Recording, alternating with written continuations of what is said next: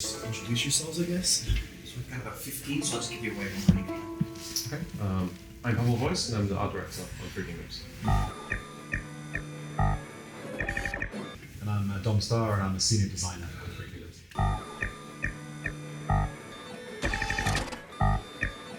What's your favorite thing that you worked on this game? The thing you're most proud of? Well, I'm obviously proud of the way it looks.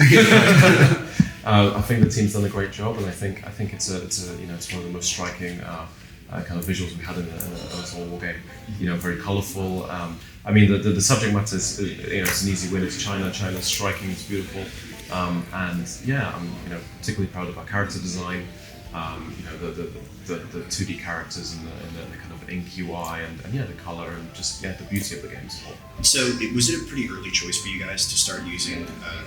Art design is so integrated in the game. To take the character portraits and actually incorporate them in a way that really no total war game's done before. To even use them for marketing.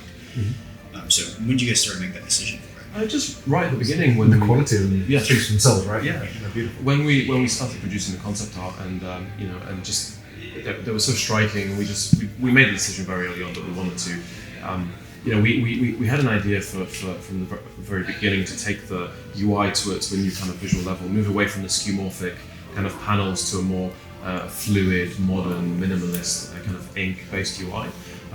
So when we started producing the character illustrations as concepts, they just worked so well with the 2D UI, the ink UI, that we just put the two together and just went for that. And on that same note, what's some of the inspirations from art that you took for the design of the game?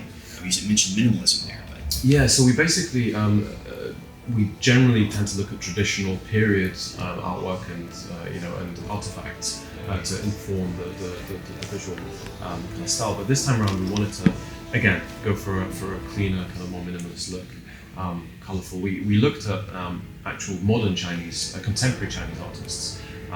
Painting in contemporary mediums, but still painting the traditional subject matter like the landscapes, and but in a more modern style. So the inspiration and the references were very much contemporary. How did you guys make the decision between more artistic interpretation versus more historical interpretation? So the Records of the Three Kingdoms is a very detailed account and description of most of the characters. There's even some in the record. There are also historical illustrations of these Yeah. characters from the period as well. That's right. That exist. So we basically use Largely, Woodcut. a bit artistically. Sure. But still, so we used that. We actually did use some of that together with the accounts. Also referencing anything from pop culture. So be it from cinema, from TV shows, from other medium, other games. We basically got a whole list of kind of references. But we wanted to create our own kind of characters. So we basically, but the one objective that we set from the very beginning was all of our characters should be instantly recognizable to anyone that's familiar with the Three Kingdoms. So you should be able to look at the character and know who he is without being given a name. And I think again, very proud that we managed to kind of hit that with. I think from a gameplay standpoint, the history and the romance, the records and the romance go hand in hand together. In China, there is no discernment between them. There is just the Three Kingdoms period, and a lot of people only learn at school through the romance of the Three Kingdoms. And so for us, it was an opportunity to do justice to both the history and this fantastic mythologized account of the history that is so popular and capturing the imagination of people, not just in China but out in the West here as well. Three Kingdoms is obviously a story, romance especially. How has that been incorporated into the game itself? The characters, first and foremost, they define the period, they define the fiction, and so for us, we saw this as an opportunity to push the representation and the use of characters forwards in Tokyo, which is something we're trying to do with every iteration. We've delved into the effect of interpersonal relationships on warfare.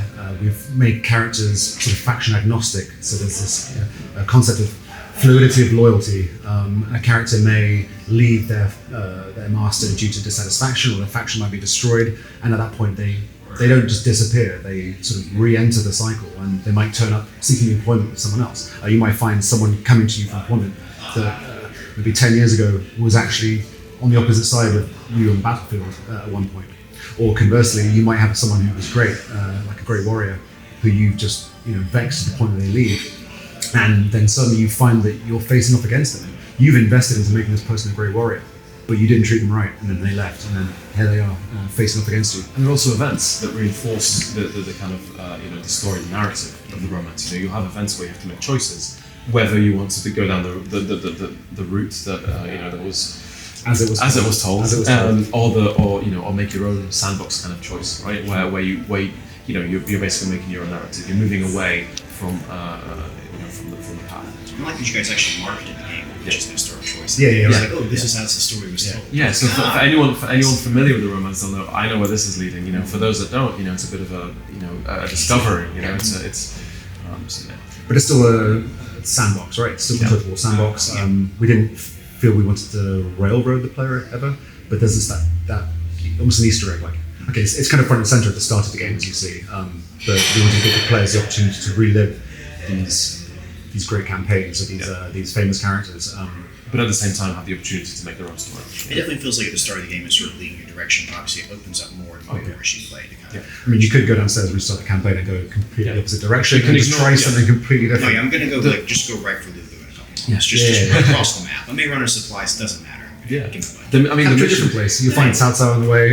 Yeah, exactly. You can sack and get your supplies. It's true. You can sack your way across completely unlubed bay-like. But yeah, and that's my train of thought. Yeah, do that. Yeah, you can choose to the missions are there to kind of guide you and to set you on the path of that character, but you can choose to do whatever you want. So, what do you hope that players notice about your work in this game? What's the thing that you really hope they take away from it? You mentioned the art style before. I hope they walk away feeling like that it's the most beautiful thing they've ever played, because it really is stunning.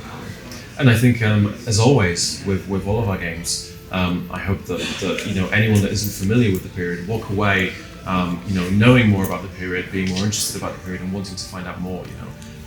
Maybe inspire them to read the Romance of the Three Kingdoms, which is a fantastic piece of literary work, and just want to learn more about the history of China, which is such a rich rich history. And flip side of the coin, anyone who's familiar with Three Kingdoms and with the romance or with the history or any of the media surrounding it, it'd be great if this could introduce them to Total War if they have not played Total War before. This is a great opportunity to get some fresh eyes on the series.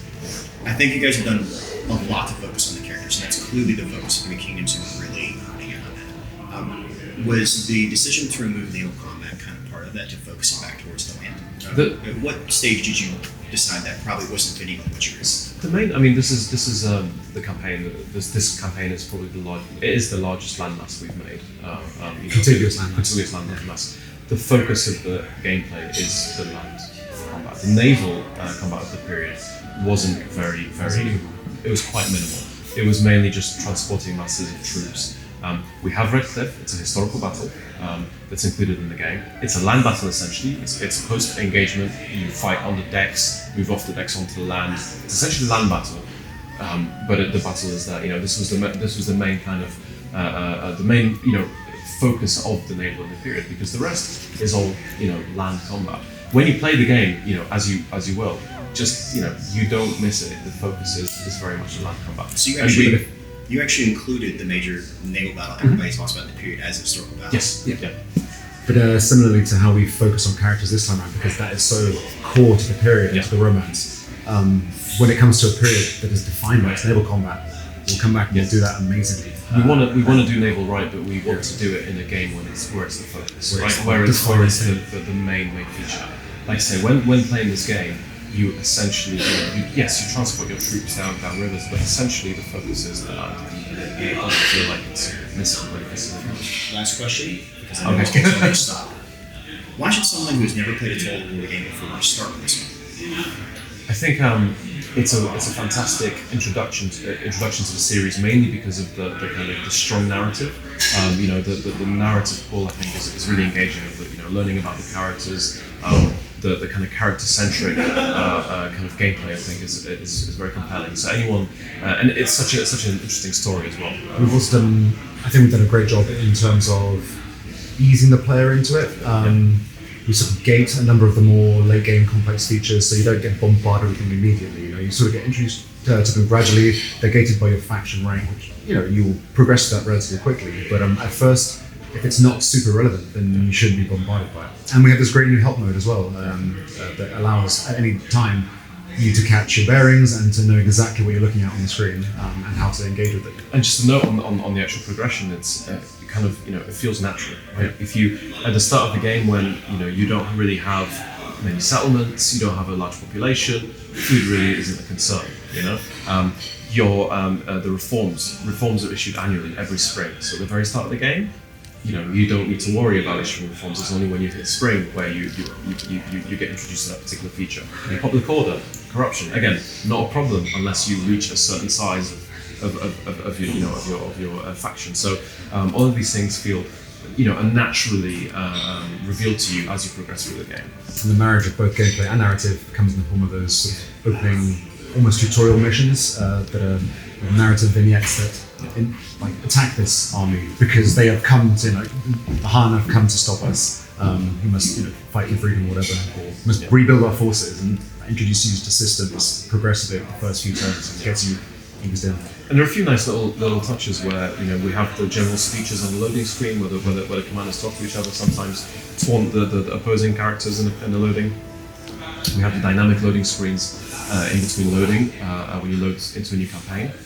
They will actually update and give you a summary of your recent campaign. So on your first load-in, you get the the little introduction, the state of play, where the world is at that stage. But then once you've saved your campaign and you're loading in, it will give you just main kind of flashpoints of your campaign, whether you're at war, whether you've suffered losses. It'll give you a quick summary, which is nice. It just reinforces that kind of narrative story. Deeply story-driven game. Yeah. Well, thank you guys both so much. And Three Kingdoms releases on what day? March 7th. 7th, nice one. Right, and it is available for pre-order now on Steam. It is, absolutely. Right. Awesome. Thank you guys. Thank you.